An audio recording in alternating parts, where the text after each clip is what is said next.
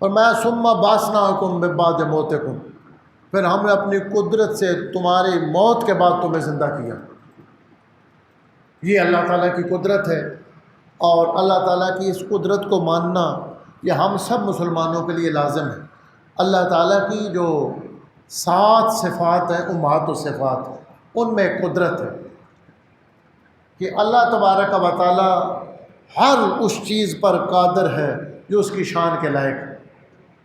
وہ ہر اس چیز پر، اس کے لیے کوئی شے ناممکن نہیں ہے۔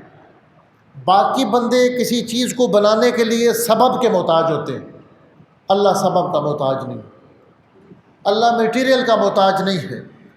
وہ اپنے امر کن سے، وہ مٹی سے انسان کو پیدا اس نے کر دیا، وہ ایک مٹی سے کئی اور مخلوقوں کو پیدا کر سکتا ہے، وہ ایک ذرے کو آسمان بنا دے یا ایک آسمان کو ایسا سمٹائے کہ وہ ایک ذرہ بن جائے، وہ اس بات پر قادر ہے۔ اللہ تعالیٰ کی یہ قدرت ہے، اس کو ماننا سب کے لیے ضروری ہے۔ لیکن اس کے لیے کچھ چیزوں کے اندر ہم لوگ احتیاط نہیں کرتے، علماء کے پاس نہیں بیٹھتے، یا پھر ضد آ جاتی ہے۔ بعض لوگوں نے یہاں تک کتابوں میں لکھ دیا ہے کہ اللہ جھوٹ بولنے پہ بھی قادر ہے، ہر چیز پہ قادر ہے تو جھوٹ بول سکتا ہے، حالانکہ ایسا نہیں ہے۔ جھوٹ بولنا عیب ہے اور اللہ عیبوں سے پاک ہے۔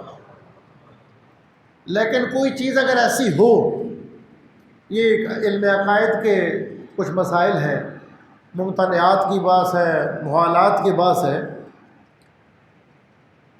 اس کے سمجھنے کے لیے ایک چھوٹی سی مثال ہے کہ ہم اپنی آنکھ کے ساتھ اس بلب کو دیکھ لیتے ہیں، بلب ہمیں نظر آ جاتا ہے، آنکھ کے ساتھ خوشبو نظر نہیں آتی۔ اب ناک کے ذریعے ہم خوشبو کو سونگھتے ہیں، آنکھ کے ذریعے کسی چیز کو دیکھتے ہیں۔ اب آنکھ خوشبو کو نہیں دیکھ سکتی، اس میں آنکھ کا قصور نہیں ہے۔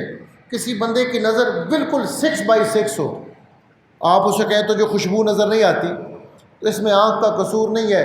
خوشبو اس قابل نہیں ہے کہ آنکھ اس کو دیکھ سکے،